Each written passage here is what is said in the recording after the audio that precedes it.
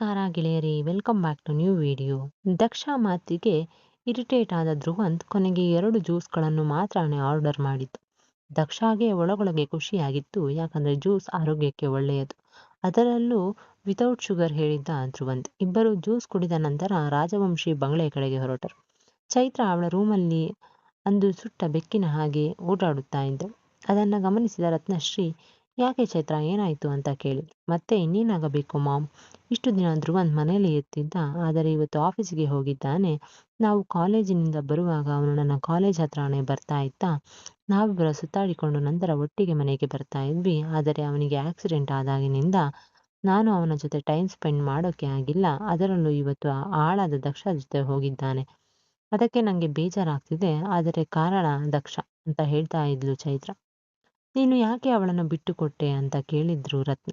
ನಾನು ಹೇಗೆ ಬಿಟ್ಟು ಕೊಡ್ಲಿ ಮಾಮ್, ಅದರಲ್ಲೂ ಇವತ್ತು ಆಫೀಸಿಗೆ ಆಳದವಳನ್ನು ಕರೆಸಿಕೊಂಡು ಹೋಗುವಂತಹ ಕೆಲಸ ಆದರೂ ಏನಾಗಿತ್ತು ಅವನಿಗೆ? ಕರೆದಿದ್ರೆ ನಾನೇ ಹೋಗ್ತಿದ್ದೆ ಆಫೀಸಿಗೆ. ಅವನು ಆಫೀಸಿಗೆ ಹೋದ ವಿಷಯ ನನಗೆ ತಿಳಿದ ನಂತರ ನಾನು ಕಾಲ್ ಮಾಡಿ ಕಾಲೇಜ್ ಹತ್ರ ಬಾರೋ, ಇಬ್ಬರು ಒಟ್ಟಿಗೆ ತಿರುಗಾಡಿಕೊಂಡು ಬರೋಣ ಅಂದ್ರೆ ನನಗೆ ಬೇರೆ ಕೆಲಸ ಇದೆ, ನಿಂಗೀಗ ಅದಕ್ಕೆಲ್ಲ ಟೈಮ್ ಇಲ್ಲ ಅಂತ ಮುಖಕ್ಕೆ ಹೊಡೆದವರ ಹಾಗೆ ಹೇಳಿ ಕಾಲ್ ಕಟ್ ಮಾಡಿಬಿಟ್ಟ ಮಾಮ್ ಅಂತ ಮುಖ ಉದಿಸಿಕೊಂಡಿದ್ಲು ಚೈತ್ರ. ಚೈತ್ರ ಮಾತಿಗೆ ಮುಸಿ ಮುಸಿ ನಗುತ್ತಾ ಇದ್ರು ರತ್ನಶ್ರೀ. ಮಾಮ್, ನಾನಿಲ್ಲಿ ಕೋಪ ಮಾಡಿಕೊಂಡಿದ್ರೆ ನಿಂಗೆ ನಗು ಬರುತ್ತಾ ಕೇಳಿದ್ರು ಚೈತ್ರ. ಇಲ್ಲ ಕಣೆ, ನಂಗೆ ಯಾಕೆ ಕೋಪ ಬರಬೇಕು? ಇನ್ನು ನೀನು ಅವನನ್ನ ಮದುವೆನೇ ಆಗಿಲ್ಲ, ಈಗಲೇ ಹೆಂಡತಿ ಹಾಗೆ ಅವನ ಮೇಲೆ ಅಧಿಕಾರ ಚಲಾಯಿಸಿ ಅವನ ಜುಟ್ಟನ್ನು ನಿನ್ನ ಕೈಗೆ ಹಿಡ್ಕೊಳ್ಬೇಕು ಅಂತ ನೋಡ್ತಿದ್ದೀಯಲ್ಲ, ಅದಕ್ಕೆ ನಗು ಬಂತು ಅಂತ ಹೇಳಿದ್ರು ರತ್ನಶ್ರೀ. ಚೈತ್ರಾಗೆ ಹೌದು, ನಾನು ಕೂಡ ಟಿಪಿಕಲ್ ಹೆಂಡತಿ ತರ ಆಡ್ತಿದ್ದೀನಿ ಅಂತ ಅವಳಿಗೂ ಒಂದು ಸರ್ತಿ ಅವಳ ಮೇಲೆ ನಗು ಬಂತು. ಧ್ರುವಂತ್ ಎಲ್ಲಿಗೆ ಹೋಗ್ತಾನೆ, ಎಲ್ಲಿ ಹೋದ್ರೆ ವಾಪಸ್ ನಿನ್ನ ಹತ್ರ ಬರಲೇಬೇಕು ಕಣೆ ಅಂತ ಹೇಳಿದ್ರು ರತ್ನ. ಮಾಮ್, ಅದು ಅಷ್ಟು ಗ್ಯಾರಂಟಿಯಾಗಿ ನೀನು ಹೇಳ್ತಿದ್ದೀಯಾ ಧ್ರುವಂತ್ ನನ್ನ ಹತ್ರ ಬಂದೇ ಬರ್ತಾನೆ ಅಂತ? ಮೊನ್ನೆ ನೋಡಿದ್ರೆ ನಾನು ಅವನಿಗೆ ತಿಂಡಿ ಕೊಡೋಕೆ ಅಂತ ಹೋದೆ, ತಿಂಡಿ ತಿನ್ಸಿದ ಮೇಲೆ ನನ್ನ ಮೇಲೆ ಪೂರ್ತಿ ವಾಮಿಟ್ ಮಾಡ್ಕೊಂಡ ಅಂತ ನಾನು ಕೂಡ ಅವನ ಹತ್ರ ಕೂಗಾಡಿ ಅವನ ಮೇಲೆ ಕೋಪ ಮಾಡಿಕೊಂಡು ಬಂದ್ಬಿಟ್ಟೆ. ಈಗ ಅವನಿಗೆ ನನ್ನ ಮೇಲೆ ಮೊದಲಿನ ಹಾಗೆ ಫ್ರೆಂಡ್ಶಿಪ್ ಕೂಡ ಇಲ್ಲ ಅನ್ಸುತ್ತೆ. ಬಟ್ ಮಾಮ್, ಒಂದಂತೂ ಸತ್ಯ, ನಾನು ಯಾವತ್ತಿಗೂ ಧ್ರುವಂತ್ನ ಬಿಟ್ಟು ಕೊಡೋಕೆ ಮಾತೇ ಇಲ್ಲ ಅಂತ ಹೇಳ್ತಿದ್ಲು ಚೈತ್ರ. ಅಷ್ಟರಲ್ಲಿ ಅವಳ ಹತ್ರ ಕೆಲವೊಂದು ಫೈಲ್ಸ್ಗಳನ್ನು ತೆಗೆದುಕೊಂಡು ಬಂದು ಚೈತ್ರ ಮುಂದೆ ಹೇಳಿದರು ರತ್ನಶ್ರೀ. ಮಾಮ್, ಇದೆಲ್ಲ ಏನು ಅಂತ ಕೇಳ್ತಾ, ಇದೆಲ್ಲ ನಿನ್ನ ಬದುಕನ್ನು ಬದಲಾಯಿಸೋ ಜಾತಕ ಕಣೆ ಅಂತ ಹೇಳಿದ್ರು ರತ್ನಶ್ರೀ. ಆದರೆ ನನ್ನ ಜಾತಕನ ಸುಳ್ಳು ಬಯಸಿದ್ದೀಯಾ ಕೇಳಿದ್ಲು ಚೈತ್ರ. ಇಲ್ಲ ಕಣೆ, ನಾನು ಯಾಕೆ ಆ ರೀತಿ ಮಾಡಲಿ? ಈಗ ಮೊದಲನೇ ಬಾರಿ ಜಾತಕ ಸೆಟ್ ಆಗಿಲ್ಲ ಅಂತ ಅಂದ ಮೇಲೂ ಈಗ ಮತ್ತೊಂದು ಜಾತಕ ಕೊಟ್ರೆ ನಮ್ಮ ಮೇಲೆ ಅವರಿಗೆ ನಂಬಿಕೆ ಬರೋದಿಲ್ಲ. ಅದೇ ವಿಷಯವಾಗಿ ಅಣ್ಣ ನನ್ನನ್ನು ಮನೆಯಿಂದ ಹೊರಗಡೆ ಹೋಗು ಅಂದ್ರು. ಆಫೀಸಲ್ಲೂ ಕೂಡ ನನಗೆ ಯಾವುದೇ ಕೆಲಸ ಕೂಡ ಸಿಗೋದಿಲ್ಲ. ಅದಕ್ಕೆ ನಾನು ಮೊನ್ನೆ ಟ್ಯಾಕ್ಸ್ ವಿಷಯವಾಗಿ ಧ್ರುವಂತ್ ಹತ್ರ ಮಾತಾಡಿದ್ದೀನಿ ಅಲ್ವಾ, ಅವರ ಪರವಾಗಿ ಕೆಲಸ ಮಾಡ್ತೀನಿ. ಈಗ ಕೆಲವೊಂದು ಡಾಕ್ಯುಮೆಂಟ್ಗಳನ್ನು ನಮ್ಮ ಕಂಪನಿಯ ಕೆಲಸಕ್ಕೆ ಮಾಡೋರಿಗೆ ದುಡ್ಡನ್ನು ಕೊಟ್ಟು ನನ್ನ ಅಂಡರ್ನಲ್ಲಿ ಕೆಲಸ ಮಾಡ್ತಾ ಇರೋ ಕಂಪನಿಗಳನ್ನು ನಿನ್ನ ಹೆಸರಿಗೆ ಮಾಡ್ತೀನಿ. ನೀನು ಮತ್ತು ಅವನು ಇಬ್ಬರು ಒಟ್ಟಿಗೆ ಕಂಪನಿಯಲ್ಲಿ ನೋಡಿಕೊಳ್ಳಿ. ಇನ್ನು 6 ತಿಂಗಳಲ್ಲಿ ನನ್ನ ಅಂಡರ್ ನಲ್ಲಿ ಬರೋ ಕಂಪನಿಗಳೆಲ್ಲ ನಿನ್ನ ಹೆಸರಿಗೆ ಬರುತ್ತೆ. ನಿನಗೆ ಇಷ್ಟೇ ಸಾಕು ಅಲ್ವಾ? ಅವನ ಜೊತೆ ಕಂಪನಿಯಲ್ಲಿ ಓಡಾಡುತ್ತಾ ಅವನ ಜೊತೆ ಯಾವಾಗಲೂ ಇದ್ದು ಕಂಪನಿಯ ಲೆಕ್ಕಾಚಾರವನ್ನು ನೋಡ್ಕೊಂಡು ಅವನನ್ನು ನೀನು ನೋಡ್ಕೊ. ಅವನಿಗೆ ಹತ್ತಿರ ಆಗೋದಕ್ಕೆ ಇದಕ್ಕಿಂತ ಒಳ್ಳೆಯ ಅವಕಾಶ ನಿನಗಿಲ್ಲ ಚೈತ್ರ. ನಿನ್ನಿಂದ ಯಾವುದೋ ಕಾರಣಕ್ಕೆ ಧ್ರುವನ್ ತಪ್ಪಿಸಿಕೊಂಡು ಹೋಗೋದನ್ನ ಸಾಧ್ಯ ಇಲ್ಲ. ಅದಕ್ಕೆ ಈ ಬಿಸ್ನೆಸ್ ಪಾರ್ಟ್ನರ್ಶಿಪ್ ಅನ್ನು ಅಡಿಪಾಯನ ನಾನು ಹಾಕಿದ್ದು ಅಂತ ಹೇಳಿದ್ದು ರತ್ನ. ದಕ್ಷ ಮತ್ತು ಧ್ರುವಂತ್ ಇಬ್ಬರು ಆಫೀಸ್ನಿಂದ ಮನೆಗೆ ಬಂದ್ರು. ನಾನು ನನ್ನ ಬಟ್ಟೆ ಬದಲಾಯಿಸಬೇಕು ಅಂತ ಹೇಳಿದ ಧ್ರುವಂತ್.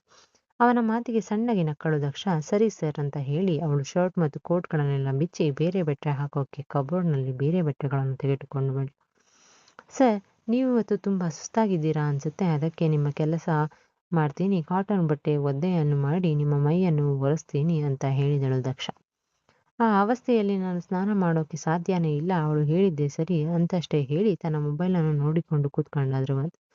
ಧ್ರುವಂತ್ನ ಕಾಲಿನ ಮೇಲೆ ಒಂದು ಟವಲ್ ಹಾಕಿದಳು. ಮತ್ತೊಮ್ಮೆ ಹೋಗಿ ಒಂದು ಬೇಸನ್ನಲ್ಲಿ ಬಿಸಿ ಬಿಸಿ ನೀರು ತಂದು ಕಾಟನ್ ಬಟ್ಟೆಯನ್ನು ಅವನ ಮೈಯನ್ನು ಒರೆಸೋಕೆ ಶುರು ಮಾಡಿದಳು ದಕ್ಷ. ಅವಳು ಮಾಡುತ್ತಾ ಇದ್ದ ಸೇವೆ ಧ್ರುವಂತ್ಗೆ ಒಗ್ಗಿದ್ದರಿಂದ ಅವಳು ಅವನ ಮೈಯನ್ನು ಒರೆಸ್ತಾ ಇದ್ರು. ಕೆಲವೊಮ್ಮೆ ಮುಜುಗರ ಆಗ್ತಾ ಇತ್ತು. ಈಗ ಅವನಿಗೆ ಅತಿ ಮುಜುಗರ ಅಂತ ಅನ್ನಿಸ್ತಾ ಇರಲಿಲ್ಲ. ಕಾಟನ್ ಟವಲ್ನಿಂದ ಬಿಸಿ ನೀರನ್ನು ಅದ್ದಿ ಅವನ ಮೈಯನ್ನು ಒರೆಸುತ್ತಾ ಇರುವಾಗ ಅವನು ಅವಳ ಕಣ್ಣನ್ನೇ ನೋಡುತ್ತಾ ಇದ್ದ. ಅವಳಿಗೆ ಇದು ತಿಳಿದಿದ್ದರೂ ಕೂಡ ಅವಳ ಕೈಯಲ್ಲಿ ಕೆಲಸ ಮಾತ್ರ ಅವಳು ಮಗ್ನಳಾಗಿದ್ದಳು. ಈ ಸರಿ ಯಾಕೆ ಯಾವಾಗಲೂ ನನ್ನನ್ನು ಹೀಗೆ ನೋಡ್ತಾರೆ? ನನಗೆ ಇವರ ಮೇಲೆ ಪ್ರೀತಿ ಹುಟ್ಟಿರೋ ಹಾಗೆ ಇವರಿಗೂ ನನ್ನ ಮೇಲೆ ಪ್ರೀತಿ ಹುಟ್ಟಿರಬಹುದಾ ಅಂತ ಯೋಚಿಸ್ತಾ ಇದ್ಲು. ನಂತರ ಛೇ ಆ ರೀತಿಯೆಲ್ಲ ಏನೂ ಇಲ್ಲ. ತಾಳಿ ಕಟ್ಟಿ 2 ತಿಂಗಳು ಕಳೆದರೂ ಅವರಿಗೆ ನನ್ನ ಮೇಲೆ ಯಾವ ಭಾವನೆಯೂ ಹುಟ್ಟಿಲ್ಲ ಅಂತ ಅಂದ ಮೇಲೆ ಅವರು ನನ್ನನ್ನು ಹೇಗೆ ತಾನೇ ಪ್ರೀತಿ ಮಾಡೋಕ್ಕೆ ಸಾಧ್ಯ? ಅದೂ ಅಲ್ಲದೆ ಅವರ ಮನಸ್ಸಲ್ಲಿ ಅವರಿಗೆ ಹೆಂಡತಿಯಾಗಿ ಬರೋಳಿಗೆ ಕೆಲವೊಂದು ಕ್ವಾಲಿಟೀಸ್ ಇರಬೇಕಂತೆ. ಅದು ನನ್ನಲ್ಲಿ ಇಲ್ಲ ಅಂತ ಮೊದಲೇ ನನ್ನನ್ನು ರಿಜೆಕ್ಟ್ ಮಾಡಿದ್ದಾರೆ. ಅಂತಹದ್ರಲ್ಲಿ ಮತ್ತೆ ನನ್ನ ಮೇಲೆ ಅವರಿಗೆ ಪ್ರೀತಿ ಆಗೋಕ್ಕೆ ಸಾಧ್ಯವೇ? ಅಂತ ಅಂದುಕೊಂಡಳು. ತನ್ನ ಕೆಲಸವನ್ನು ಮುಂದುವರಿಸುತ್ತಾ ಇದ್ದಳು. ಈ ಹುಡುಗಿ ಕಣ್ಣಲ್ಲಿ ಏನೋ ಒಂದು ರೀತಿಯ ಸೆಳೆತ ಇದೆ, ಜಾದೂ ಇದೆ. ಇವಳನ್ನು ನೋಡಿದ್ರೆ ಅವಳು ಏನು ಹೇಳಿದ್ರು ತಲೆ ಆಡಿಸಬೇಕು ಅನ್ಸುತ್ತಲ್ಲ. ಛೇ, ನನಗೆ ಯಾಕೆ ಹೀಗೆಲ್ಲ ಅನ್ನಿಸ್ತಾ ಇದೆ? ಅಥವಾ ಇವಳಿಗೂ ಹೀಗೆ ಆಗ್ತಾ ಇರಬಹುದಾ ಅಂತ ತನ್ನಲ್ಲೇ ಮಾತನಾಡಿಕೊಳ್ಳುತ್ತಿದ್ದ ಧ್ರುವಂತ್. ತನ್ನ ಅರಿವಿಗೆ ಬಾರದೆ ಅವಳ ಸೊಂಟವನ್ನು ಗಟ್ಟಿಯಾಗಿ ಹಿಡಿದು ಬಿಟ್ಟ. ದಕ್ಷ ವೀಲ್ ಚೇರ್ನಲ್ಲಿ ಅವನ ಎದುರಿಗೆ ನಿಂತು ಅವನಿಗೆ ಮೈ ಒರೆಸುತ್ತಾ ಇದ್ದುದರಿಂದ ಅವಳ ಕೈ ನೇರವಾಗಿ ಅವಳ ಸೊಂಟ ಮೇಲೆ ಹಿಡಿತು. ಧ್ರುವಂತ್ನ ಈ ಸಡನ್ ರಿಯಾಕ್ಷನ್ಗೆ ಹೇಗೆ ರಿಯಾಕ್ಟ್ ಮಾಡಬೇಕು ಅಂತ ತಿಳಿಯದ ದಕ್ಷ ಗಾಬರಿಯಿಂದ ಅವಳ ಗಂಟಲನ್ನು ಮೊಳಗಿದಂತೆ ಆಯಿತು. ಸರ್, ಏನ್ ಮಾಡ್ತಾ ಇದ್ದೀರಾ ಅಂತ ತಡವರಿಸುತ್ತಾ ಕೇಳಿದ ದಕ್ಷ. ಆಗಲೇ ಧ್ರುವಂತ್ಗೆ ತಾನು ಏನು ಮಾಡ್ತಾ ಇದ್ದೀನಿ ಅನ್ನೋ ಪರಿಜ್ಞಾನವೇ ಇಲ್ಲದೆ ಅವಳ ಸೊಂಟವನ್ನು ಗಟ್ಟಿಯಾಗಿ ಹಿಡಿದವನು ಅವಳನ್ನು ತನ್ನ ಹತ್ತಿರ ಎಳ್ಕೊಂಡು ಅವಳು ಅವನ ಮುಖದ ಹತ್ತಿರ ಬಾಗಿದ್ದು. ಅವಳ ಕಿವಿ ಕೆಳಗಡೆ ಇರೋ ಪುಟ್ಟ ಮಚ್ಚೆ ಅವನಿಗೆ ಯಾವಾಗಲೂ ಅಟ್ರಾಕ್ಟ್ ಆಗಿ ಕಾಣಿಸ್ತಾ ಇತ್ತು. ಆ ಮಚ್ಚೆಯನ್ನು ನೋಡಿದವನಿಗೆ ತನ್ನ ಸೌಮ್ಯವನ್ನು ಕಳೆದುಕೊಳ್ಳುವ ಎಲ್ಲ ಲಕ್ಷಣವೂ ಕಾಣಿಸ್ತಾ ಇತ್ತು. ನಿಧಾನವಾಗಿ ಅವಳ ಮಚ್ಚೆಯನ್ನು ತನ್ನ ತುಟಿ ಹತ್ರ ತೆಗೆದುಕೊಂಡವನು ಗಟ್ಟಿಯಾಗಿ ಆ ಮಚ್ಚೆಗೆ ತುಟಿ ಒತ್ತಿ ಕಣ್ಮುಚ್ಚಿದನು ಧ್ರುವಂತ್. ಈ ಚಾರ್ಜಿಗೆ ಹೇಗೆ ರಿಯಾಕ್ಟ್ ಮಾಡಬೇಕು ಅಂತ ತಿಳಿಯದೆ ಗಾಬರಿಯಾಗಿದ್ದಳು ದಕ್ಷ. ಅವಳ ಎದೆ ಬಡಿತ ಅವಳಿಗೆ ಕೇಳಿಸುವಷ್ಟು ಜೋರಾಗಿ ಹೊಡ್ಕೋತಿತ್ತು. ಮೊದಲನೇ ಬಾರಿ ತನ್ನ ಗಂಡನನ್ನು ಈ ರೀತಿ ಬಳಸಿ ಮುತ್ತು ಕೊಡ್ತಾ ಇರೋದು ಅವಳಿಗೆ ಅವಳ ದೇಹದಲ್ಲಿ ಹೊಸ ಬಯಕೆಗಳು ಹುಟ್ಟೋಕೆ ಮತ್ತಷ್ಟು ದಾರಿ ಮಾಡಿಕೊಟ್ಟಿತ್ತು. ಆದರೂ ಧ್ರುವಂತ್ ಯಾವುದೋ ಒಂದು ಮಾಯೆಯಲ್ಲಿ ಒಳಗಾಗಿ ಆ ರೀತಿ ಮಾಡ್ತಾ ಇರಬಹುದು. ಅವನು ಈ ರೀತಿ ಮುಂದಾಗಿದ್ದಾರೆ ಅಂದಾಗ ನಾನು ಕೂಡ ಅದೇ ರೀತಿ ಮಾಡಿದ್ರೆ ಅವನು ನನ್ನ ನಾಟಕ ಮಾಡಿಕೊಂಡು ಇಷ್ಟೆಲ್ಲ ಸೇವೆಯನ್ನು ಮಾಡಿ ಬುಟ್ಟಿಗೆ ಹಾಕ್ಕೊಳ್ಳೋಕೆ ನೋಡ್ತಾ ಇದ್ದೀನಿ ಅಂತ ಹೇಳೋದಕ್ಕೂ ಸರಿಯೇ ಇರುತ್ತೆ ಅಂತ ಮನಸ್ಸಲ್ಲೇ ಅಂದುಕೊಂಡವಳು ತಕ್ಷಣವೇ ವಾಸ್ತವಕ್ಕೆ ಬಂದು ಧ್ರುವಂತ್ನಿಂದ ಬಲವಾಗಿ ಅವನಿಂದ ದೂರ ಸರಿದಳು. ಸರ್, ಏನ್ ಮಾಡ್ತಾ ಇದ್ದೀರಾ ನೀವು ಅಂತ ಆತಂಕದ ಮುಖವನ್ನು ಹೊತ್ತು ಕೇಳಿದಳು ದಕ್ಷ. ಆಗಲೇ ಧ್ರುವಂತ್ಗೂ ಅರಿವಾದದ್ದು ನಾನು ಏನು ಮಾಡಿದೆ ಅಂತ. ಅವನ ಮುಖ ಮುಜುಗರದ ಮುದ್ದೆಯಾಗಿತ್ತು. ಈತ ದಕ್ಷಯ ಪರಿಸ್ಥಿತಿಯು ಅದಕ್ಕೆ ಹೊರತಾಗಿರಲಿಲ್ಲ. ಅವಳಿಗೆ ಮುಜುಗರದ ಜೊತೆ ನಾಚಿಕೆಯೂ ಆಗಿ ಅವಳ ಮುಖ ಕೆನ್ನೆಯೆಲ್ಲ ಕೆಂಪಾಗಿ ಹೋಗಿತ್ತು. ಅವನ ಮುತ್ತು ಕೊಟ್ಟಿದ್ದರಿಂದ ಅವಳ ಕಿವಿಯೂ ಕೂಡ ಚರಿ ಹಣ್ಣಿನಂತೆ ಕೆಂಪು ಮತ್ತು ಪಿಂಕ್ ಮಿಶ್ರಿತ ಬಣ್ಣದಲ್ಲಿ ಕಾಣಿಸುತ್ತಿತ್ತು. ಸಾರಿ ಅಂತ ಅಷ್ಟೇ ಹೇಳಿದ ಧ್ರುವಂತ್ ಮತ್ತೆ ತನ್ನ ಮೊಬೈಲ್ ಹಿಡಿದುಕೊಂಡು ಕೂತ್ಕೊಂಡ. ತನ್ನ ಗಂಡ ಮುತ್ತು ಕೊಟ್ಟಿದ್ದರಿಂದ ಈಗ ನನ್ನ ಗಂಡನ ಸೇವೆಯನ್ನು ನಾನು ಮಾಡುವುದು ಅರ್ಧಕ್ಕೆ ಬಿಟ್ಟು ಹೋದರೆ ಸರಿ ಕಾಣೋದಿಲ್ಲ. ಅವರು ಮತ್ತೆ ನನ್ನ ಬಗ್ಗೆ ಬೇರೆ ಕಲ್ಪನೆ ಮಾಡಿಕೊಳ್ಳಬಹುದು ಅಂತ ಅಂದುಕೊಂಡವಳು ಪರವಾಗಿಲ್ಲ ಬಿಡಿ ಅಂತ ಹೇಳಿ ಅಷ್ಟೇ ಅವನ ಮೈ ಒರೆಸೋಕೆ ಮುಂದಾದಳು. ಅವನಿಗೆ ಬೇಗ ಬೇಗ ಮೈ ಒರೆಸಿದಳು. ನೈಟ್ ಡ್ರೆಸ್ ಹಾಕಿ ಅವನಿಗೆ ಬೆಡ್ ಮೇಲೆ ಮಲ್ಕೋಕೆ ಸಹಾಯ ಮಾಡಿದಳು. ಸರ್, ನಾನು ರಾತ್ರಿ ಊಟ ತರ್ತೀನಿ, ಅಲ್ಲಿಯವರೆಗೂ ಚೆನ್ನಾಗಿ ನಿದ್ದೆ ಮಾಡಿ ಅಂತ ಹೇಳಿ ಅವನ ರೂಮ್ ಡೋರ್ ಲಾಕ್ ಮಾಡಿಕೊಂಡು ಹೋದಳು ದಕ್ಷ. ಹೋದ ದಾರಿಯನ್ನೇ ನೋಡಿ ಧ್ರುವಂತ್ ನಾನು ಯಾಕೆ ಅವಳಿಗೆ ಮುತ್ತು ಕೊಟ್ಟೆ? ಯಾವಾಗ ಇದೆಲ್ಲ ಇರೋ ಆಕರ್ಷಣೆ ಇವತ್ತು ಅವಳಿಗೆ ಇತ್ತು. ಅವಳು ನನ್ನ ಬಗ್ಗೆ ತಪ್ಪು ತಿಳ್ಕೊಂಡು ನಾನು ಅವಳನ್ನು ಹೆಂಡತಿಯಾಗಿ ಒಪ್ಕೊಂತಾ ಇದ್ದೀನಿ ಅಂತ ಅವಳ ಮನಸ್ಸಲ್ಲಿ ತಪ್ಪು ಕಲ್ಪನೆಗಳು ತುಂಬಿಕೊಂಡ್ರೆ ನಾನೇನ್ ಮಾಡ್ಲಿ? ಇಲ್ಲ, ಅವಳು ಹೇಗೋ ರಾತ್ರಿ ಊಟ ತರ್ತೀನಿ ಅಂತ ಹೇಳಿದ್ದಾಳೆ ಅಲ್ವಾ, ಆಗ್ಲೇ ಇದಕ್ಕೆಲ್ಲ ಒಂದು ಫುಲ್ ಸ್ಟಾಪ್ ಇಡಬೇಕು ಅಂತ ತೀರ್ಮಾನಿಸಿದ ನಿದ್ದೆಯಲ್ಲಿ ಈ ಬಿಸ್ನೆಸ್ ಪಾರ್ಟ್ನರ್ಶಿಪ್ನಿಂದ ಅವನು ನಿನ್ನನ್ನು ಬಿಟ್ಟು ಯಾವ ಡಿಸಿಷನ್ ಕೂಡ ತಗೊಳ್ಳೋದಕ್ಕೆ ಸಾಧ್ಯವಿಲ್ಲ. ಹಾಗೆ ಬಿಸ್ನೆಸ್ಸಲ್ಲಿ ಒಂದು ಹೆಜ್ಜೆ ಮುಂದೆ ಹೋಗೋದಕ್ಕೂ ನಿನ್ನ ಪರ್ಮಿಷನ್ ಕೂಡ ಅಷ್ಟೇ ಮುಖ್ಯವಾಗಿರುತ್ತದೆ. ನೀನಿಲ್ಲದೆ ಅವನ ಜೀವನವನ್ನು ಸಕ್ಸಸ್ ಕೂಡ ಆಗೋದಿಲ್ಲ. ಹಾಗೆ ಬಿಸ್ನೆಸ್ಸಲ್ಲಿ ನಿನ್ನನ್ನು ಬಿಟ್ಟು ಅವನ ಮೇಲೆಯೂ ಸಾಧ್ಯನೇ ಇಲ್ಲ ಅಂತ ಹೇಳ್ತಿದ್ರು ರತ್ನಶ್ರೀ. ಅದನ್ನು ಕೇಳಿಸಿಕೊಂಡ ಚೈತ್ರ, ಮಾಮ್, ಬಿಸ್ನೆಸ್ ಮತ್ತು ಪರ್ಸನಲ್ ಜೀವನ ಎರಡಕ್ಕೂ ತುಂಬ ವ್ಯತ್ಯಾಸ ಇದೆ ಅಲ್ವಾ ಅಂತ ಹೇಳಿದ್ಲು. ಈ ಬಿಸ್ನೆಸ್ ಅನ್ನೋದು ಕಿರಾಣಿ ಅಂಗಡಿ ಬಿಟ್ರೆ ವ್ಯಾಪಾರ ಅಂದುಕೊಂಡಿದ್ದೀಯಾ ಬೇಬಿ? ಇದೆಲ್ಲ ನೀನು ಅಂದುಕೊಂಡಷ್ಟು ಸುಲಭ ಅಲ್ಲ. ನಾನು ಆಫೀಸ್ನಲ್ಲಿ ಆ ಸ್ಥಾನವನ್ನು ಗಿಟ್ಟಿಸ್ಕೊಳ್ಳೋಕೆ ಇಷ್ಟು ವರ್ಷ ಕಷ್ಟಪಡಬೇಕಾಗಿ ಬಂದಿತ್ತು ಅನ್ನೋ ಸಣ್ಣ ಊಹೆ ಕೂಡ ನಿನಗಿಲ್ಲ. ನೀನು ಅವನ ಜೊತೆ ನನ್ನ ಬದಲಾಗಿ ಕಂಪನಿಯ ಪಾರ್ಟ್ನರ್ಶಿಪ್ ತಗೊಂಡ್ರೆ ದಿನದ 24 ಗಂಟೆ ಕೂಡ ನೀನು ಅವನ ಜೊತೆ ಇರಬಹುದು. ಇದಕ್ಕಿಂತ ಒಳ್ಳೆ ಚಾನ್ಸ್ ಮತ್ತೊಂದಿಲ್ಲ.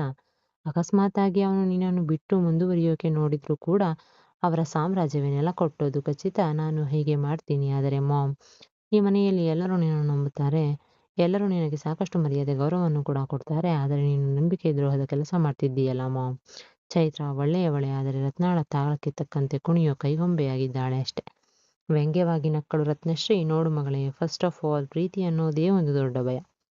ಪ್ರೀತಿಯಲ್ಲಿ ಬಿದ್ದ ಮೇಲೆ ನೀನು ಅಲ್ಲದೆ ನನಗೆ ಬದುಕೋದಕ್ಕೆ ಆಗೋದಿಲ್ಲ. ನೀನು ನನ್ನ ಜೀವನದ ಒಂದು ಭಾಗವೇ ಆಗಿದ್ದೀಯ. ನೀನೇ ನನ್ನ ಜೀವನ ಅಂತ ಹೇಳೋದು ಕೂಡ ಪ್ರೀತಿಯಲ್ಲಿ ಒಂದು ಭಾಗ ಆಗಿದೆ. ಧ್ರುವಂತ್, ಈ ಎಲ್ಲ ಮಾತುಗಳನ್ನು ನಿನ್ನ ಹತ್ರ ಹೇಳೋ ಹಾಗೆ ಮಾಡಿಸೋದು ನಿನ್ನ ಜವಾಬ್ದಾರಿ. ಅದಕ್ಕೆ ಬೇಕಾದ ಮಾರ್ಗವನ್ನು ಸೂಚಿಸೋದು ಅಷ್ಟೇ ನನ್ನ ಕೆಲಸ. ಈ ಪ್ರೀತಿ ಅನ್ನೋದು ಮದುವೆಗೆ ಒಂದು ಅಸ್ತ್ರ ಆಗಿದೆ ಅಷ್ಟೇ. ಅಕಸ್ಮಾತ್ ಧ್ರುವ ಅಂತ ಏನಾದರೂ ನನ್ನ ಲೆಕ್ಕಾಚಾರದ ಪ್ರಕಾರ ಅವನು ನಡ್ಕೊಳ್ಳಿಲ್ಲ ಅಂದರೆ ನಿನ್ನ ಹೆಸರಿಗೆ ಬಂದಿರೋ ಆಫೀಸಿನ ಡಾಕ್ಯುಮೆಂಟ್ಗಳನ್ನು ಮುಂದೆ ಇಟ್ಕೊಂಡು ನನ್ನ ಕೆಲಸವನ್ನು ನಾನು ಸಾಧಿಸ್ತೇನೆ. ಇದಕ್ಕೆಲ್ಲ ನನ್ನ ಬೇಕಾಗಿರುವ ಸಮಯ 6 ತಿಂಗಳು. ಅಣ್ಣ ಇಂಡಿಯಾಗೆ ಬರೋ ಅಷ್ಟರಲ್ಲಿ ನಾನು ಎಲ್ಲ ಕೆಲಸಗಳನ್ನು ಮಾಡಿ ಮುಗಿಸಬೇಕು ಅಂತ ಹೇಳಿದ್ಲು ರತ್ನಶ್ರೀ. ಅದಕ್ಕೆ ಚೈತ್ರ, ನಾನು ಜೀವನದಲ್ಲಿ ಏನು ಬೇಕಾದರೂ ಕಳೆದುಕೊಳ್ಳುತ್ತೇನೆ ಮಮ್ಮ, ಆದರೆ ಧ್ರುವಂತನ ಮಾತ್ರ ಯಾರಿಗೂ ಬಿಟ್ಟುಕೊಡೋಕ್ಕೆ ಸಾಧ್ಯ ಏನೇ ಇಲ್ಲ. ಅವನನ್ನು ಪಡಿಕೊಳ್ಳಬೇಕು ಅಂದರೆ ಯಾವ ಹಂತಕ್ಕೆ ಬೇಕಾದರೂ ನಾನು ಹೋಗೋಕ್ಕೆ ಸಿದ್ಧ ಅಂತ ಹೇಳಿದ್ಲು ಚೈತ್ರ. ಸಂಜೆ ಧ್ರುವಂತ್ ರೂಮಿನಿಂದ ಆಚೆ ಬಂದವಳು ನಾಚಿಕೆಯಿಂದ ನಸುನಗುತ್ತಾ ಅಡುಗೆ ಮನೆಗೆ ಹೋಗಿದ್ದನ್ನು ರತ್ನಶ್ರೀ ಗಮನಿಸಿದ್ದಳು.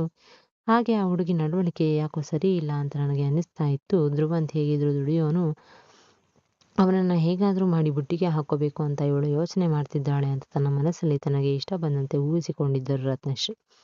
ಹೇಗಿದ್ರು ರಾತ್ರಿ ನಾನೇ ಧ್ರುವಂತ್ ರೂಮಿಗೆ ಊಟ ಕೊಡೋಕೆ ನೆಪದಲ್ಲಿ ಹೋಗಬೇಕು. ದುಡ್ಡಿಗೋಸ್ಕರ ಯಾವ ಕೆಲಸ ಬೇಕಾದರೂ ಮಾಡೋ ಹೆಣ್ಣು ಮಕ್ಕಳ ನಡುವೆ ಧ್ರುವಂತನ ಹೇಗಾದರೂ ಮಾಡಿ ದಕ್ಷಯಿಂದ ಕಾಪಾಡಬೇಕು. ಇವನು ಯಾವುದೇ ರೀತಿ ಹಾದಿ ತಪ್ಪದೇ ಇರೋ ಹಾಗೆ ನಾನು ನೋಡ್ಕೊಳ್ಬೇಕು. ಚೈತ್ರನೇ ಇವನ ಹೆಂಡತಿಯಾಗಿ ಮಾಡ್ಕೋಬೇಕು ಅಂತ ಅಂದ್ಕೊಂಡ್ರು. ರಾತ್ರಿ ಸಾತ್ವಿಕ ಆಹಾರವನ್ನು ರೆಡಿ ಮಾಡಿದ ದಕ್ಷ ಧ್ರುವಂತ್ ರೂಮಿಗೆ ಊಟ ಕೊಡೋಕೆ ಸಲುವಾಗಿ ಹೊರಟಿ ಮುಂದುವಾದಳು. ಅಷ್ಟರಲ್ಲಿ ಅವಳ ಎದುರಿಗೆ ಬಂದವಳು ರತ್ನಶ್ರೀ. ಇವತ್ತು ನನ್ನ ಅಳಿಯನಿಗೆ ನಾನೇ ಊಟ ಕೊಡ್ತೀನಿ, ನೀನು ನಿನ್ನ ಕೆಲಸ ನೋಡ್ಕೊಂಡು ಹೋಗು ಅಂತ ಸ್ವಲ್ಪ ಖಾರವಾಗಿ ನುಡಿದಳು ರತ್ನಶ್ರೀ. ಅವಳ ಕೈಯಲ್ಲಿದ್ದ ತಟ್ಟೆಯನ್ನು ಕಸಿದುಕೊಂಡು ಧ್ರುವಂತ್ ರೂಮಿಗೆ ಹೋದ ಧ್ರುವಂತ್ ಆತ ಕರೆದಾಗ ನಿಧಾನವಾಗಿ ಕಣ್ಣು ಬಿಟ್ಟ ಧ್ರುವಂತ್, ಅತ್ತೆ ನೀವಾ ಎಂದು ಕೇಳ್ದ. ಹೌದಪ್ಪ ನಾನೇ, ಯಾಕೆ ನಾನು ನಿನ್ನ ಅತ್ತೆಯಾಗಿ ನಿನಗೆ ಊಟ ಕೂಡ ಮಾಡಿಸೋಕೆ ಬರಬಾರ್ದಾ ಅಂತ ಕೇಳಿದ ರತ್ನಶ್ರೀ.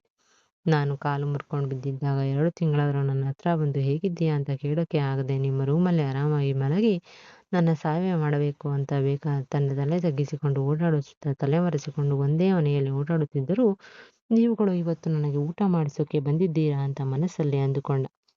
ಹಾಗೇನಿಲ್ಲ ಅತ್ತೆ ಅಂತ ಮೇಲೆ ಕೂರೋಕೆ ನೋಡಿದ. ಆದರೆ ಅದಕ್ಕೆ ಸಪೋರ್ಟಿವ್ ಆಗಿ ಯಾವುದೋ ಬೆನ್ನ ಹಿಂದೆ ದಿಮ್ ಕೊಡ್ತಾ ಇದ್ದ ದಕ್ಷ ಇವತ್ತು ಅವನಿಗೆ ಕಾಣಿಸ್ತಿಲ್ಲ. ಅತ್ತೆ ನೀವೇಕೆ ಇಷ್ಟೆಲ್ಲ ತೊಂದರೆ ತಗೊಳ್ಳೋಕೆ ಹೋದ್ರಿ? ದಕ್ಷ ಇದ್ದಾಳಲ್ಲ, ಹೇಗಾದರೂ ಅವಳನ್ನು ಅಮ್ಮ ಕೇರ್ ಟೇಕರ್ ಅಂತ ಹೇಳಿ ಇದ್ದಾರೆ, ಅವಳೇ ಮಾಡಲಿ ಬಿಡಿ ಎಲ್ಲ ಕೆಲಸನೂ ಅಂತಂದ್ರು.